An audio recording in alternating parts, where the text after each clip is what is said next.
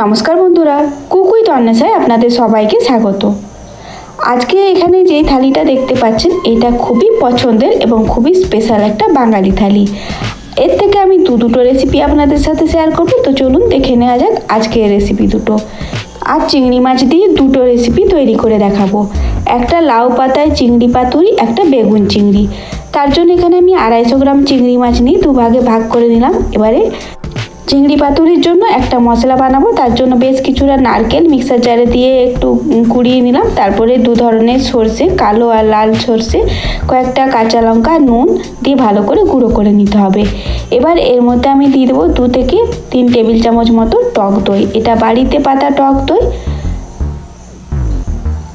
যদি জল প্রয়োজন হয় অল্প জল দিতে পারেন, আর জল না দিলেও মশলাটাকে খুব ঘন করে বেটে নিতে হবে। আমি এখানে জল একটুও ব্যবহার করিনি। দেখুন মশলাটাকে বেশ থকথকে করে বেটে নিয়েছি। এবার এর মধ্যে পরিমাণ অনুযায়ী নুন, সামান্য একটু হলুদ, আর দিয়ে দেবো কাশ্মীরি লঙ্কার গুঁড়ো, অল্প একটু লঙ্কা কুচি, আর অর্ধেকটা চিংড়ি মাছ। সাথে কাঁচা সর্ষের তেল তো থাকতেই হবে। সর্ষের তেল দিয়ে ভালো করে সব মাছের মধ্যে মশলাটাকে মাখিয়ে নেব। এটা চিংড়ি পাতুরি বানানোর জন্য মশলা। এই মশলাতেই আজকে চিংড়ি পাতুরিটা তৈরি হয়ে যাবে। একদম বাঙালি ঘরোয়া একটা ট্র্যাডিশনাল রান্না। যে কোনো বাঙালি বাড়িতে এইভাবে পাতুরি তৈরি করে নেওয়া হয়। কলা পাতায় পাতুরিতে অনেকবার তৈরি করে খেয়েছেন, এইভাবে লাউ পাতাতে চিংড়ি পাতুরি করে দেখতে পারেন। খেতে কিন্তু বেশ টেস্টি হয়। বেশ অনেকটা পরিমাণে মাছের পুর নিয়ে এবারে লাউ পাতাটাকে ভালো করে মুড়ে দিতে হবে। যেমন খুশিভাবে মুড়ে দিন, যাতে খুলে না যায়। এইভাবে চারদিক থেকে ভালো করে মুড়ে নেওয়ার পর যে বোটার দিকের অংশটা আছে সেটা পাতার এক কোণে এভাবে আটকে দিতে হবে। একইভাবে সব লাউ পাতার মধ্যে বেশ অনেকটা পরিমাণে মাছের পুর ভরে নেব। রেসিপিটা তৈরি করতে খুব বেশি তেল লাগে না, বা মশলা তো এর মধ্যে ব্যবহার করা হয় না। যে বাটা মশলা সেই দিয়েই এই রেসিপিটা তৈরি হয়ে যায়। এইভাবে আমি বেশ কয়েকটা লাউ পাতার মধ্যে পুর ভরে নিয়েছি। পাতাগুলোকে অবশ্যই আগে ভালো করে ধুয়ে নেবেন, আর পাতাগুলো ভাপাবার কোনো দরকার নেই। এবার একটা তাওয়া গরম করে তার মধ্যে অল্প একটু সরষের তেল দিয়ে গ্যাসের ফ্লেমটা লো টু মিডিয়ামে রেখে পুর ভরা লাউ পাতাগুলো দিয়ে ঢাকা দিয়ে দিতে হবে। তারপর গ্যাসের ফ্লেমটা একদম লো করে দিতে হবে।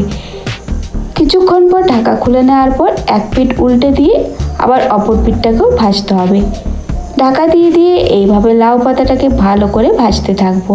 এখানে আমি 3-4 বার লাউ পাতাটাকে উল্টে পাল্টে ভেজে নিয়েছি। এতে লাউ পাতাগুলো ভালো করে সেদ্ধ হবে, আর ভেতরে যে পুরটা আছে সেটাও কিন্তু ভালো করে ভাজা হয়ে যাবে। দেখুন এইভাবে আমি সব লাউ পাতায় মোড়া চিংড়ি পাতুরি ভেজে নিলাম। একইভাবে বাকি যেগুলো আছে সেগুলোকেও ভেজে নিতে হবে। এটা হলো আমার প্রথম রেসিপি। এইভাবে সব কটা পাতুরিকে তৈরি করে নেব। আবার ওই তাওয়ার মধ্যে তুলে আর একটু গরম করে নিতে হবে। নামাবার আগে একটু কাঁচা সরষের তেল উপর থেকে দিয়ে দিতে পারেন, এতে স্বাদ আরও অনেকটা বেড়ে যায়। ব্যাস তৈরি হয়ে গেল লাউ পাতায় চিংড়ি পাতুরি। এবারে চলুন বেগুন চিংড়ি বানাই। ওই তাওয়াতেই বাকি চিংড়ি মাছগুলোকে একটুখানি নুন আর হলুদ দিয়ে ভেজে নেব। চিংড়ি মাছ খুব বেশি ভাজার দরকার নেই, বেশি ভাজলে সেটা শক্ত হয়ে যায়, সেই জন্য হালকা করে ভেজে নিলেই যথেষ্ট। চিংড়ি মাছ আমার ভাজা হয়ে গেছে। এবার এগুলোকে সাইডে সরিয়ে রাখবো।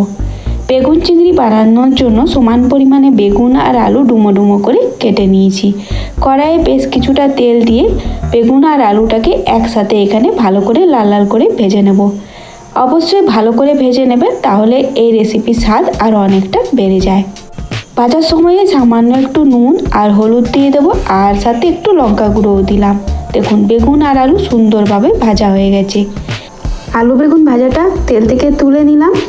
কড়াইয়ে আর একটু তেল আমি দেবো। তার আগে দেখিয়ে দিলাম চিংড়ি মাছগুলো আগেই ভেজে রেখেছি। পরিমাণ অনুযায়ী তেল দিয়ে অল্প একটু গোটা জিরে, 2টো তেজপাতা দিয়ে দিলাম। কুচিয়ে রাখা পেঁয়াজ দিয়ে সেটাকেও ভেজে নিলাম। তারপর টমেটো দিয়ে সেটাকেও ভেজে নিলাম। এবার আদা রসুন বাটা দিয়ে খুব ভালো করে এটাকে কষিয়ে নেব। আদা রসুনের কাঁচা গন্ধ চলে গেলে অল্প একটু নুন দিয়ে ভালো করে নাড়াচাড়া করে নিলাম। এবার রোজকার যে ঘরোয়া রান্নায় মশলা লাগে সেগুলো এখানে ব্যবহার করব। হলুদ গুঁড়ো 1/2 চামচ, কাশ্মীরি লঙ্কার গুঁড়ো 1/2 চামচ দিলাম, জিরে গুঁড়ো আর ধনে গুঁড়ো এখানে 1 চামচ করে দিলাম। সাথে সামান্য একটু চিনি আর পরিমাণ মতো অল্প অল্প জল দিয়ে মশলাটাকে খুব ভালো করে কষাতে হবে। মশলা কষালে সুন্দর একটা কালার চলে আসবে আর ওপরে তেল ভেসে উঠবে। এবার আমি এর মধ্যে ভেজে রাখা আলু আর বেগুনটা দিলাম। আলু বেগুনটা আগেই ভালো করে ভেজে নিতে হবে যাতে ভাজার সময় এগুলো সেদ্ধ হয়ে যায়। সাথে চিংড়ি মাছটাও দিয়ে দিলাম, একসাথে নাড়াচাড়া করে মিশিয়ে নিলাম। তারপর এর মধ্যে দিয়ে দেবো পরিমাণ মতো জল।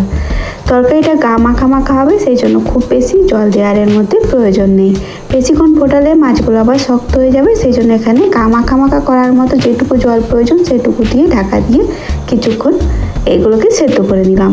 তারপর নামাবার আগে ধনেপাতা কুচি দিয়ে ভালো করে মিশিয়ে নিতে হবে। ইচ্ছা হলে একটু গরম মশলার গুঁড়ো দিতে পারেন। ব্যাস তৈরি হয়ে গেল বেগুন চিংড়ি।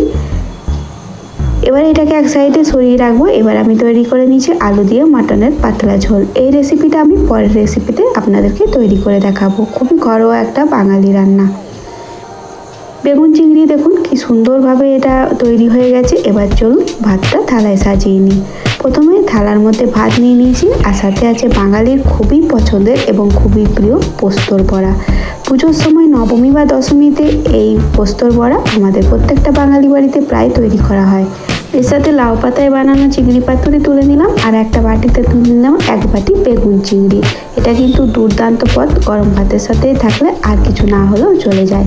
এবার গরম গরম আলু দিয়ে খাসির মাংসের ঝোল, বাঙালিদের পুকুরটা দারুণ জমে যায়। সাথে চাটনি আছে। এই হলো আজকের লাঞ্চ। আর পুজোর সময় এইরকম যদি জমজমাটি একটা লাঞ্চ থাকে তাহলে বাঙালিরা আর কি চায়। উৎসবের সাথে পেট পুজোও তো হতেই হবে, আর পেট পুজো ছাড়া বাঙালিরা একদম অসম্পূর্ণ থেকে যায়। এইভাবে আপনারা এই রেসিপিগুলো বানিয়ে দেখুন, অবশ্যই ভালো লাগবে। আর রেসিপি ভালো লাগলে লাইক শেয়ার করবেন, সাথে চ্যানেলটাকে প্লিজ সাবস্ক্রাইব করে নেবেন।